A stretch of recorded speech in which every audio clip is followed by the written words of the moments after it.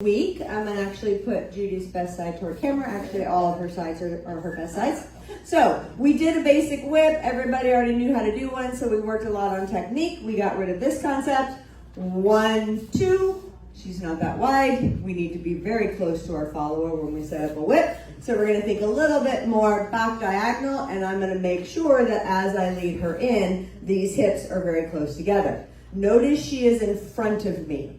So if she is past me on 2, I'm not going to be able to give her very much rope to get that nice stretch. Whose responsibility is that? Both.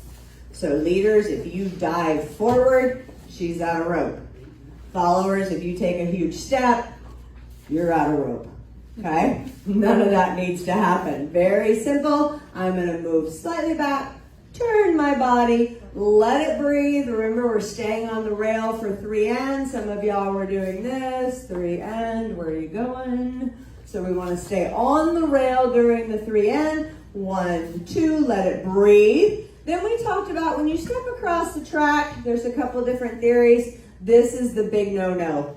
4, that tells her to continue to go that way. Okay? So I'm okay with, slightly straight across. Slightly back a little bit. The main thing is don't go towards your follower. If you take a huge step back on 4 because you think that's what you need to change her direction, it's going to make it really hard when you try to add turns and things like that. So yes, I step slightly back away from my follower, but it's like 2 to 3 inches. So we did 1, 2, let it breathe, let her come to me, turn my head, stopping on 6, I'm posted, connected, anchor, stretch away. Then we did whip with outside single. We know how passionate I am about that. And a lot of us were going 5, and we wanted to lead the turn.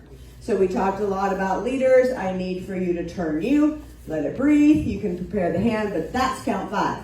Nothing has changed in my frame. Now I'm going to lead the turn with the left side of my body, follow through with the hand very lightly. She's doing a walking step. Walk. Anchor, step. There's so much time to get around. It's a simple, easy turn. So 1, 2, let it breathe. Turn you, and the hand will go right over.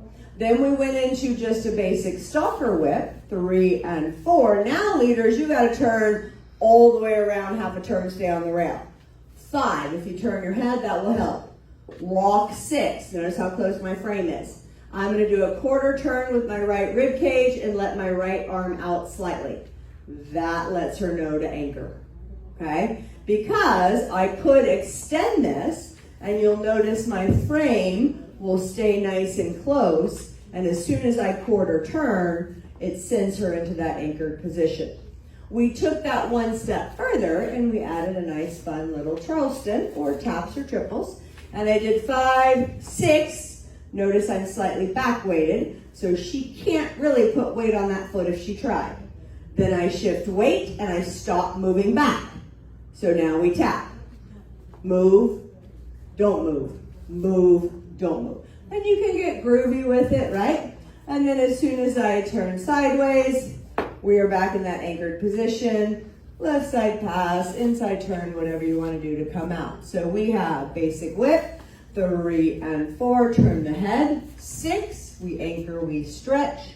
1, 2, 3, prepare. Turn me over the head. Then we had the stalker whip. 3 and 4, 5, 6. I slowed the follower down.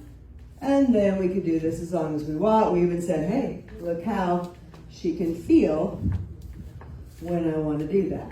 So this was a really good drill for making sure I'm connected to the floor as a leader, and she can feel that, and we can anchor. And that was our class.